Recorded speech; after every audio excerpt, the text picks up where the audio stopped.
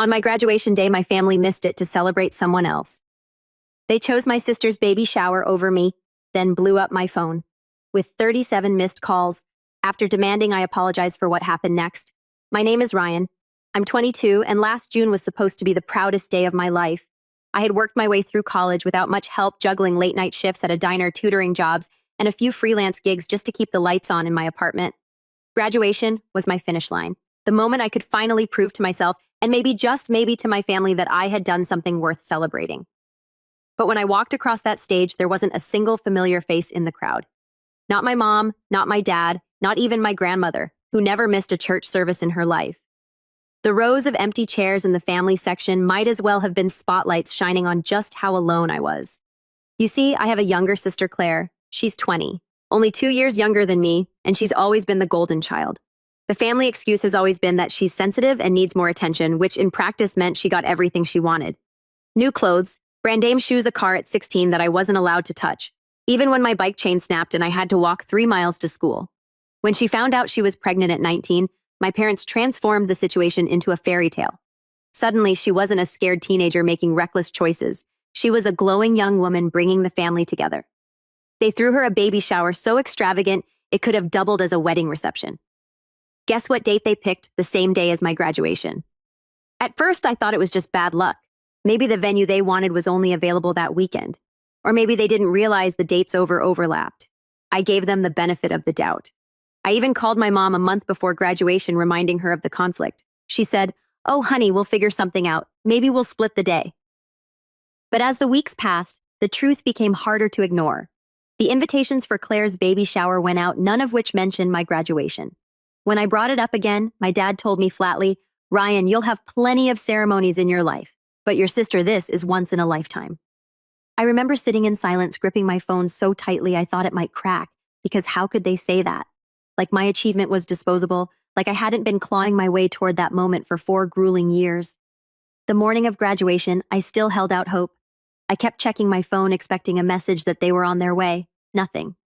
I looked around the campus parking lot as students and families streamed in, carrying bouquets and balloons. Still nothing.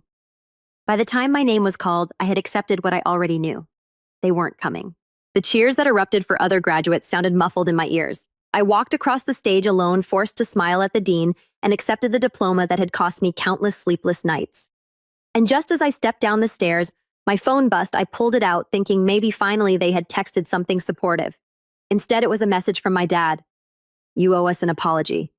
My heart stopped. My eyes skimmed the screen again, certain I was misreading, but the words were right there, followed by 37 missed calls. 37. Like I was the one who had done something wrong, like I was the one who needed to crawl back to them after being abandoned.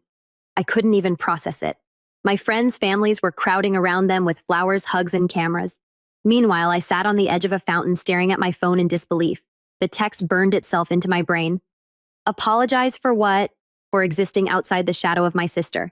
For daring to want a sliver of recognition that didn't revolve around her. I wanted to throw my phone into the water, but instead, I just shoved it in my pocket and clenched my fists until my knuckles went white. That was the moment when the first real crack split open between me and my family. Until then, I had tolerated the favoritism, the dismissive comments, the endless excuses. But that text, that audacity, was the first time I truly felt the weight of how twisted their priorities had become. I didn't answer. Not then, not for the rest of the day. I walked home with my diploma in a plain folder. No balloons, no flowers, no family dinner waiting, just silence. But deep down, I knew this was only the beginning. That message wasn't just a stab in the back. It was a declaration. And if they wanted to play this game, I wasn't going to sit quietly anymore. When I finally turned my phone back on later that night, the notifications stacked so high it felt like my family had been holding a trial without me. Voicemails from my mom started with that sweet tone she always used when she wanted to guilt me. "Ryan, honey, you need to understand this wasn't about you. We all had to be there for your sister. Family comes first." The next one carried a sharper edge. "You've embarrassed us by ignoring your father's calls. Claire was crying because you didn't congratulate her. Do you really want to ruin her big day?" By the third message, my dad's voice thundered through the speaker. "Pick up the phone and stop acting like a child. You've made your mother upset and you need to apologize for your attitude. Apologize." That word had been hanging over me since the ceremony, and hearing it repeated in those messages made something in me twist. I sat on my bed staring at the bare walls of my apartment diploma case still unopened on the desk, and thought about how every milestone in my life had somehow been downplayed in the name of family unity. When I got my first job at 16, they told me not to brag because Claire was struggling with school. When I got accepted into college, they said it wasn't fair to talk about it at dinner since Claire wasn't applying anywhere. Now the one day that should have been mine alone was sacrificed entirely for her baby shower. 2 days later, I made the mistake of stopping by the family house, thinking maybe face to face I could make them understand how much it hurt. I walked in to find pink balloons still taped to the living room walls, confetti scattered across the carpet, and baby gifts stacked higher than the couch. Claire was perched in the recliner like royalty, scrolling through her phone while my mom fussed over folding tiny onesies. Well, look who finally decided to show up. My dad said the moment he saw me. He didn't smile. He didn't congratulate me. He just crossed his arms and gave me that look that meant I was already in the wrong. Claire didn't even glance up when she said, "Did you bring something for the baby?" "We're still accepting gifts." She said it like it was a joke, but her smirk told me she meant every word. My stomach churned. I had spent what little extra money I had on a new suit for graduation because I wanted to look sharp when I crossed that stage. I didn't have anything left for another round of baby shower gifts. "I came to talk," I said quietly, hoping to keep the anger out of my voice. But my mom cut me off before I could explain. "Ryan, this attitude of yours is unacceptable. We had to make a choice, and we chose to support your sister because she needed us more. You should have understood that." I stared at her, waiting for her to laugh to say it was just a misunderstanding. But she meant it. To her, it was that simple. Claire needed them. Therefore, my graduation didn't matter. I needed you too. I whispered more to myself than to them. My dad's eyes narrowed. "Don't start with that selfish talk. You think walking across a stage compares to bringing a new life into this world?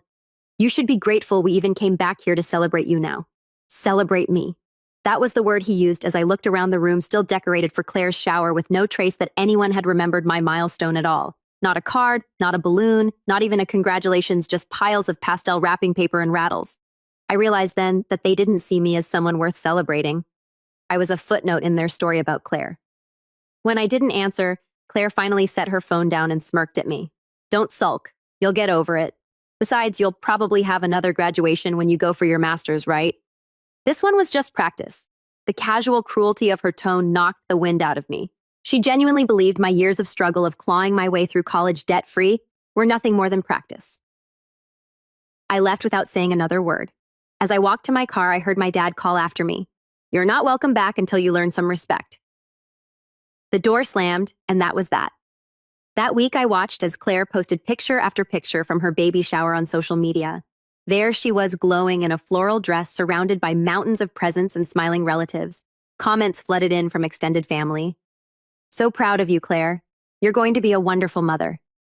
Not a single mention of me or the fact that I had graduated. It was like I had been erased from the family narrative entirely. I thought maybe an aunt or cousin would at least reach out privately. But when I saw them in person a few weeks later at a family barbecue, the truth hit me harder than any silence online. "You know, Ryan," my uncle said with a laugh, "you really shouldn't have skipped your sister's big day. That was selfish." My aunt chimed in, "Yes, we were all there and it was beautiful. Your absence really cast a shadow." My absence. They made it sound like I had chosen to boycott, like I had intentionally ignored my sister's milestone to sulk about my own. No one believed or cared that it was the other way around. That night, lying awake in my apartment, I felt something inside me harden. For years, I had told myself that if I worked hard enough, if I achieved enough, maybe my family would finally see me. But now I understood no amount of success would ever outweigh Claire's place on the pedestal they built for her. And as much as it hurt, that realization carried with it a strange, cold clarity. But I wasn't ready to act yet, not then. First, I needed to see just how deep their favoritism would run. A few months passed after graduation, and I kept my distance. Calls went unanswered, texts left unread, family gatherings politely declined. I told myself I was done chasing approval, done bending just to feel included. But blood ties have a way of pulling you back, especially when guilt is woven into every word your parents ever spoke. By the end of summer, I was cautiously inching toward reconciling. My grandmother, the only one who'd ever shown me unconditional support, had been asking when I'd visit. She still thought the best of everyone, and part of me wanted to believe maybe things had cooled down enough for a fresh start. That fragile hope didn't last long. One Saturday afternoon, I drove over to the family house. The front door was wide open, laughter spilling out onto the porch. Inside the living room was filled with relatives' balloons again, this time in pale green, and a large banner strung across the wall. Welcome, baby shower round 2. I froze in the doorway. Round 2. Claire hadn't even given birth yet. Apparently, one extravagant shower wasn't enough. My parents had decided to host another. And as I stepped into the living room, trying not to let my shock show, I noticed something else. Every relative was there. Aunts, uncles, cousins. People who had skipped my graduation without a second thought were now piled onto couches balancing paper plates of food, cooing over Claire's belly, as if she were a celebrity. I forced a smile when my grandmother spotted me and hurried over. "Oh, Ryan, you came. I'm so glad." She hugged me tight, and for a moment I felt a flicker of belonging, but it didn't last. The second my dad saw me, his face tightened. "You weren't invited," he said flatly. His voice wasn't loud, but it cut through the room like a knife. Conversation around us hushed. "This is for family," he added as if I didn't qualify. Something in me snapped at that. But before I could respond, Claire piped up from her throne of pillows and gift bags. "It's fine, Dad. Let him stay. He can make himself useful." She looked right at me, her smirk widening. "You can help carry in the gifts from the car. They're heavy and I'm not supposed to lift anything." Laughter rippled around the room, some of it nervous, some of it genuine. I stood frozen, heat rising in my chest. Was I the entertainment now? The laborer brought in to haul boxes while everyone else enjoyed the party. I wanted to walk out then and there, but before I could move, my mom appeared beside me, her hand on my shoulder. "Ryan, don't make this harder than it has to be. Your sister is carrying the next generation of this family. It's your duty to support her." Duty. That was the word she chose. As though my diploma, my years of work, my entire identity meant nothing compared to Claire's pregnancy. I clenched my jaw and followed Claire's boyfriend Tyler outside to the driveway. He was leaning against a brand new SUV with a smug look on his face. "Oh, good. You showed up," he said, gesturing to the trunk filled with baby supplies, strollers, car seats, boxes of diapers. "We could use the extra hands. I'd help, but you know bad back." He tapped his side like it was some inside joke. I lifted the first box without a word. My silence the only shield I had against the fury boiling inside. When we came back in, the room erupted into applause. Not for me, of course, but for Claire, as she held up another gift, squealing over tiny baby clothes. I set the box down in the corner and caught snippets of conversation. Ryan should really be more supportive. I heard he skipped the first shower out of spite. Poor Claire having to deal with a jealous brother. Each whisper felt like another brick wall closing me off. Not only had they abandoned me on my graduation day, but now they had rewritten the story so that I was the villain. But the breaking point didn't come until dessert. Everyone gathered around as my dad tapped a glass with his spoon, calling for attention. Before we cut the cake, he said, "I want to say a few words. Claire, we are so proud of you. You've brought this family together in a way nothing else ever has. You've given us purpose, something to celebrate. You're the reason we're all here today." Applause thundered through the room. Then he glanced at me and Ryan. "Well, maybe one day you'll understand what it means to put family above yourself. Until then, we'll keep praying for you." It was like the floor dropped out from under me. My own father in front of everyone, reducing me to nothing more than a selfish disappointment. Gasps and murmurs filled the room. I could feel every pair of eyes on me waiting for my reaction. My grandmother's hand tightened on mine. But even her presence couldn't soften the sting. I didn't shout. I didn't argue. I just stood there. Diploma unacknowledged, achievements erased, while my family applauded the sister who had never lifted a finger to earn anything. And in that moment, something inside me shifted. The quiet resignation I'd carried for years hardened into something sharper. This wasn't just favoritism anymore. This was betrayal. I left that second baby shower without a word. No slammed doors, no shouting match, just quiet steps out of the house and into the evening air. The sound of laughter and applause followed me down the driveway, muffled once I closed my car door, but it still echoed in my head. As I gripped the steering wheel, I realized I hadn't even eaten a single bite of cake. And yet, I felt sick to my stomach. My phone buzzed on the passenger seat. New messages piling up already. I didn't have to look to know they were from my parents. Probably warnings about how disrespectful I had been by leaving early or how I'd embarrassed Claire. I turned the phone off and drove home in silence. That night, I sat in my apartment with the lights off, staring at the diploma case on my desk. I hadn't hung it up. I hadn't even framed it. What was the point every time I looked at it? All I could hear was my dad's voice saying Claire had given the family purpose in a way nothing else ever had. My achievement didn't matter, not to them. Anyway, I kept replaying that moment, the way everyone's eyes turned toward me, not with pride, but with judgment, as if I'd committed some unforgivable sin simply by existing outside Claire's spotlight. Days turned into weeks, and I started pulling away from everything. I stopped checking family group chats altogether, muted social media notifications, and spent my evenings walking aimlessly through the city just to keep from sitting in the silence of my apartment. At work, I put on a polite smile, but inside I was running on fumes. Friends would ask, "So how was graduation? Did your family come?" And I dodged the question, changing the subject before the lump in my throat could betray me. The loneliness dug deep. For so long, I believed that maybe, just maybe, if I worked hard enough, my family would finally see me. Now, I understood the truth. There was no finish line where I'd win their approval. They had chosen their story, and I didn't fit into it. That realization hollowed me out. Even grocery shopping felt heavy. Walking past young families, watching parents lift toddlers into carts laughing together, I couldn't stop thinking, why couldn't my parents give me even half of that energy? The worst part was my grandmother. She called me often, her voice soft, always trying to bridge the gap. "Ryan, your parents don't mean to hurt you," she said once, though her tone betrayed doubt. "They're just caught up right now. Claire needs them." She wanted to believe the best, but even she couldn't hide the hesitation in her voice anymore. I loved her too much to burden her with the whole truth. So I'd just tell her I was busy, or that I needed time. And then I'd sit in the quiet of my apartment, torn between missing her warmth and resenting the family she defended. One night, I got a voicemail from my dad that sank deeper than any of the others. His voice was calm, almost rehearsed. "Ryan, your behavior has been unacceptable. We've talked it over, and until you apologize to your sister and the family, we can't welcome you back. You're isolating yourself, and that's on you. We'll pray you come to your senses." There it was again. Apologize. As if the crime was mine. As if I were the one who'd abandoned them. I remember sitting on my bed, gripping my phone, my hands shaking. That single word had become a leash.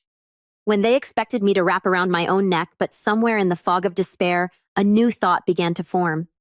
If I was already the villain in their story, then maybe I didn't need to keep playing the role they'd assigned me. Maybe I didn't need to spend my life trying to win them over. I wasn't ready to act yet. I didn't have the strength. But late at night, when the apartment was quiet, I started sketching plans in my head. Not grand schemes of revenge just yet, but small ways to reclaim pieces of myself they had chipped away over the years. Framing my diploma, saving money for a place bigger than this shoebox apartment, finding people who saw me not through the lens of my sister's shadow, but as myself. It was a fragile resolve, but it was a start. And though I hadn't yet decided what form it would take, I knew this. If my family wanted me to play the role of the forgotten son, they were in for a surprise because I wasn't planning to stay forgotten forever. The shift didn't happen overnight. At first, it was small, almost invisible, like planting seeds in soil I wasn't sure would ever grow. I started with my diploma. One Saturday morning, I took it to a frame shop. The woman behind the counter helped me pick a simple black frame with a matte finish. When I hung it above my desk, the apartment didn't feel so empty anymore. That piece of paper wasn't just a reminder of my family's absence. It was proof of my persistence, my grit. Every late night shift, every essay I'd hammered out at 3 o'clock in the morning, every sacrifice I'd made, it was all there staring back at me. And it was mine. Work was the next turning point. I'd been at my entry-level job for just a few months, mostly doing grunt work and keeping my head down. But once I stopped pouring my energy into chasing my family's approval, I found myself leaning into the work instead. I volunteered for projects no one else wanted. Stayed late, not because I had to, but because I wanted to master the details. My boss noticed. One afternoon, she pulled me aside and said, "Ryan, I see how hard you're working. How would you feel about leading the next project proposal?" My heart raced. It wasn't glamorous. It was spreadsheets and research, but it was a chance to prove myself on my own terms. I threw myself into that project. While my family was busy planning gender reveals and baby photo oots, I was staying late at the office learning presentation skills from YouTube tutorials and refining my pitch until I could recite it in my sleep. When the day came to present, I stood in front of a panel of executives, my palms sweating but my voice steady. I laid out every detail with confidence I didn't know I had. When I finished, the room was silent for a moment before the head of the department said, "That's the most thorough proposal we've seen from a junior associate in years." My boss beamed, and for the first time in a long time, I felt seen, truly seen. The recognition came with a raise. Modest, but enough to ease the constant anxiety that had lived in my chest for years. With that money, I upgraded my apartment. Nothing flashy, just a one-bedroom with more light and a kitchen that didn't feel like a closet. I painted the walls myself, filled the shelves with books I'd always wanted to read, and bought a decent coffee maker. Slowly, the space became a reflection of me, not a reminder of what I lacked. But the biggest change came socially. I had always been reserved, hesitant to let people in after years of being dismissed at home. Yet as I gained confidence at work, I found myself opening up more. I started saying yes to after-work drinks, joining colleagues for trivia nights, even letting a few friendships blossom into something deeper. One coworker, Alex, became a close friend. He was the first person I ever told the full story to. The skipped graduation, the baby shower, the text from my dad. I expected him to look at me like I was exaggerating, but instead he shook his head and said, "Man, that's brutal. No wonder you've been carrying that weight. But listen, your worth isn't tied to them. You're building something real and they can't take that away." Those words stuck with me. For years I had been desperate for my family to validate me, but here was someone outside of that circle reminding me I didn't need their permission to exist. And the more I leaned into my own growth, the clearer it became. I wasn't powerless anymore. I started to notice the contrast more sharply when I occasionally checked in on family through social media. Photos of Claire's baby showers, her nursery, the miracle of motherhood posts, they were everywhere. But beneath the shiny veneer, cracks showed. Tyler, her boyfriend, seemed less present with each passing month. Rumors circulated through extended family about money troubles, about fights behind closed doors. Meanwhile, my life was moving steadily upward. I wasn't rich, I wasn't famous, but I had stability, and I had earned it. The real turning point came one evening when my boss called me into her office again. "Ryan," she said, "I want you to consider applying for the management training program. It's competitive, but I think you'd be a strong candidate." My chest tightened with disbelief. Just a year earlier, I had been the kid sitting alone at graduation, staring at a text demanding an apology. Now someone saw leadership in me. Someone believed I could step into a position of influence. That night, I poured myself a cup of coffee, sat at my desk, beneath the framed diploma, and stared at the application form. For the first time, I wasn't thinking about whether my parents would approve or whether Claire would overshadow me. I was thinking about what I wanted and how far I'd come. The power I had once begged for in my family's eyes was beginning to take shape in my own. Still, the past wasn't gone. Their words lingered sharp and heavy. And though I was building a life without them, I knew this story wasn't finished. Because sooner or later, the family that had cast me aside would come knocking again. And when they did, they would find someone very different from the son they had dismissed. It was almost eerie how the tides began to shift. For the first time in my life, I wasn't chasing scraps of approval. I was being sought out. My name started circulating in higher circles at work. Not just for the management program, but also for the way I had a knack for organizing chaos. I became the go-to person when a project was falling apart. The steady hand people trusted when deadlines loomed. That reputation carried weight, and with it came influence. When I officially got accepted into the management training program, it was like stepping into an entirely new world. Leadership seminars, executive mentorship strategy sessions, doors that had always felt bolted shut suddenly swung open. One of the executives, a sharp but fair woman named Marianne, took a special interest in me. She pulled me aside after a presentation one day and said, "Ryan, you've got something people can't fake. Resilience. Don't waste it. Learn how to leverage it." Her words became a mantra. I threw myself into learning not just how to manage people, but how to navigate politics, how to read the room, how to play the long game. And slowly, I began to see how those same skills could apply outside of work. Because my family hadn't disappeared, they were still there in the background, living their curated version of life online. Claire had her baby, a boy named Mason, and the family acted like it was the second coming. Photos flooded my feeds, my parents beaming as grandparents, Claire draped in pastel blankets with her miracle child, captions about family being everything, family being everything. I nearly laughed the first time I saw it. They had rewritten the narrative so completely that anyone looking in from the outside would assume we were the picture of unity. But reality has a way of seeping through cracks. A cousin of mine, someone I was still on good terms with, reached out over coffee one afternoon. "Ryan, I don't know if you know this," she whispered, leaning across the table, "but your parents have been asking around about you. They say you're distant, that you've lost your way. They're trying to make it sound like you're the problem."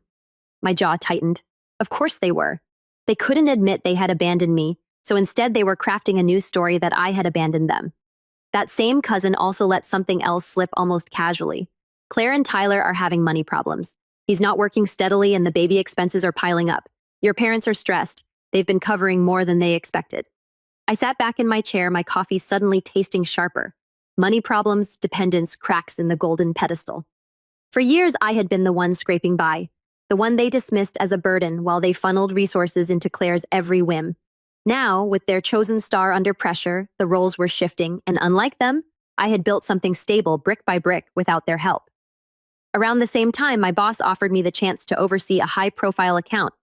It wasn't just a promotion. It came with a significant raise and, more importantly, visibility. If I pulled it off, I'd submit my reputation, not just in my department, but across the company. I worked harder than I ever had, channeling every ounce of hurt and rejection into laser focus. When the project launched successfully, bringing in record numbers, I was given a permanent management position. My salary doubled. My name started appearing in company newsletters. For the first time, I wasn't just surviving, I was thriving. I moved into a sleek new apartment, one with floor-to-ceiling windows that overlooked the city skyline. I bought a car that actually started on the first try every morning.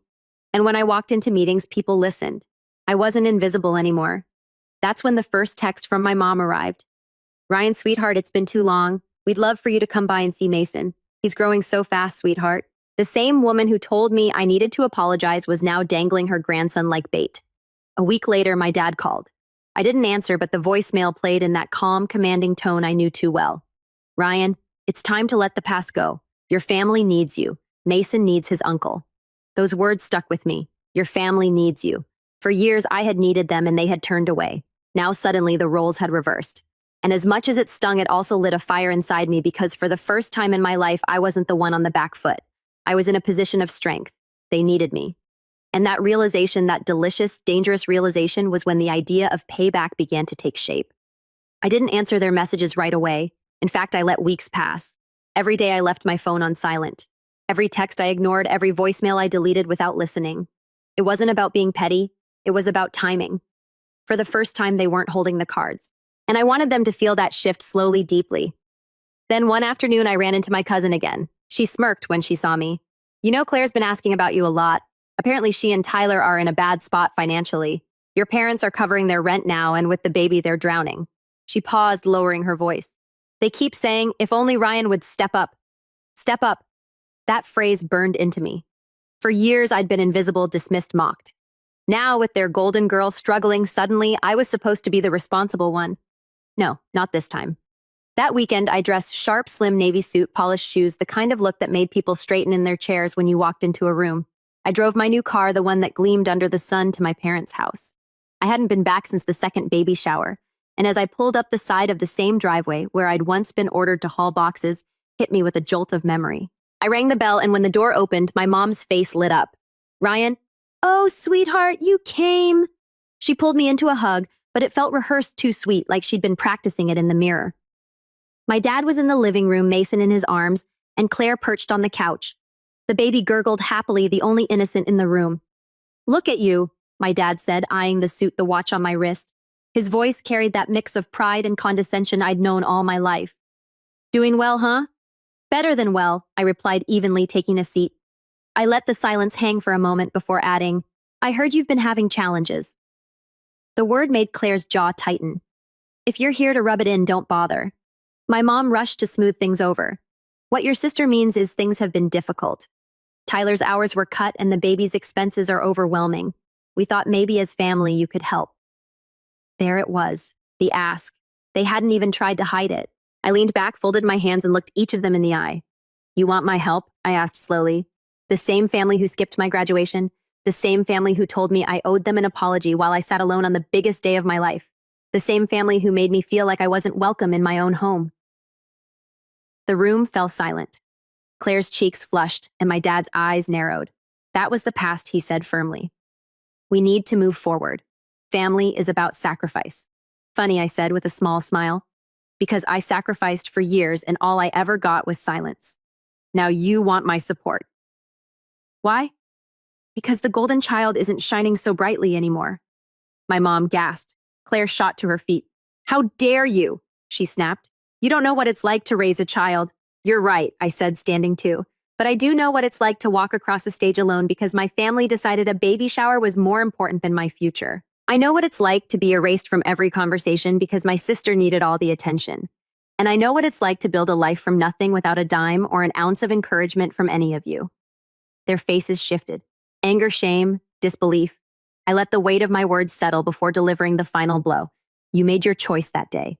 You chose who mattered, and now I'm making mine." I slipped a card onto the coffee table. Not a check, not cash, just my business card, sleek and simple, with my new title embossed across it. If you ever want to treat me like family again, start by acknowledging who I am now. Not the forgotten son, not the backup plan, but the person who stood on his own when you all turned away. Then I walked out. I didn't yell. I didn't slam the door. I just left the same way I had years ago. But this time I wasn't broken. I was in control. The next day I checked my phone. Dozens of missed calls. Messages ranging from pleading to furious. One from my mom read, "Ryan, please. Your sister is in tears. We didn't mean to hurt you. Can't you just help us this once?" Another from my dad said, "You're being selfish again. Family is about giving, not holding grudges." But I didn't reply because for the first time their desperation didn't feel like a burden I had to carry. It felt like justice. The weeks after my visit to their house were some of the strangest of my life. For years I had been the one chasing after scraps of attention, the one calling, apologizing, begging to be seen. Now my phone wouldn't stop buzzing. My parents alternated between guilt and fury. My mom's messages dripped with sorrowful pleas. "Ryan, we just want to start fresh. Mason needs his uncle," while my dad's were sharp commands. "Enough games. Step up for your family." Claire, on the other hand, was pure venom. One text read, "You think you're better than me now. Don't forget who gave up everything so you could have a normal life." I stared at that one for a long time, wondering what reality she was living in because I couldn't recall her sacrificing a single thing for me. I ignored them all, not out of spite anymore, but because I realized I didn't owe them anything. Every call I declined, every message I left unanswered was a quiet declaration. I was no longer theirs to manipulate. The fallout hit harder than even I expected. My cousin called me one night, her voice buzzing with secondhand drama. "Your parents are furious," she said. "They told everyone you refused to help, and now people are starting to ask questions." Aunt Linda straight up said, "Well, maybe if you treated Ryan better, he'd want to help." She chuckled. "It's unraveling. Everyone's seeing it now." Then came the bombshell. Tyler, my sister's boyfriend, packed up and left. No warning, no longer by just gone. Word spread fast. He'd been drowning under the pressure, resentful of the expectations. And one day he simply walked out, leaving Claire with an infant and a pile of overdue bills. My parents tried to keep it quiet at first, but you can only hide something like that for so long. Soon the whispers turned into pitying stares at church, and the pedestal Claire had been placed on wobbled until it crashed to the ground. That was when the desperation reached its peak. My dad showed up at my office. He didn't make it past the lobby. Security called up to let me know a man was downstairs insisting he had to speak with me. I told them to send him away. Later I found out he'd stood there for almost an hour, red-faced and pacing before finally storming off. That night he left me a voicemail that started in anger and ended in a cracked voice. "Ryan, we just need your help, please." But I didn't cave because help wasn't what they wanted. They wanted control. The old dynamic where I was the forgotten son forever reaching while they pulled the strings. And that person didn't exist anymore. Months rolled on and my life only grew steadier. I got promoted again, my projects gaining recognition outside the company. I traveled for the first time, standing in airports with a passport in my hand, free, in ways I never thought possible. I filled my apartment with laughter from friends who actually showed up for me, who cheered my wins without envy. Every step forward felt like reclaiming another piece of the boy they had tried so hard to erase. Meanwhile, the family that once smirked at my struggles began to unravel. Claire moved back in with my parents. Her independence gone, her perfect life reduced to tense silence and financial strain. My parents, who once bragged about their united family, now fielded awkward questions about why their son never came around, why their daughter seemed so bitter, why their lives looked so different from the glossy picture they'd painted. The final nail came at my grandmother's birthday. She was the only one I agreed to see, and I rented out a small private dining room at a restaurant she loved. When I arrived, she hugged me, tight tears in her eyes, whispering, "I'm so proud of you." That was enough for me. But then as the evening went on, I saw my parents and Claire enter the restaurant. They hadn't been invited. They must have found out through someone else. They spotted me across the room, me in a tailored suit, friends and colleagues at my side, my grandmother glowing with joy at the celebration I'd organized. They tried to approach, but the maitre stopped them at the door, reminding them it was a private event. My mom called out, voice trembling, "Ryan, please let us in. We're family." The room went quiet. Every eye turned to me. I stood, walked to the doorway, and looked at them one last time. Their faces were desperate pleading, stripped of the arrogance they had once worn so proudly. "Family," I said quietly. "Family doesn't abandon you when you need them most. Family doesn't erase you. You made your choice, and now I've made mine. I turned back into the dining room, and the mattree closed the door behind me. My grandmother reached for my hand, her smile steady. The noise of the restaurant faded, replaced by the warmth of people who truly cared. And in that moment, I realized the truth. I hadn't lost a family. I had built one. And as for the old one, the ones who demanded apologies, who smirked as I stood alone, they were left outside knocking on a door that would never open.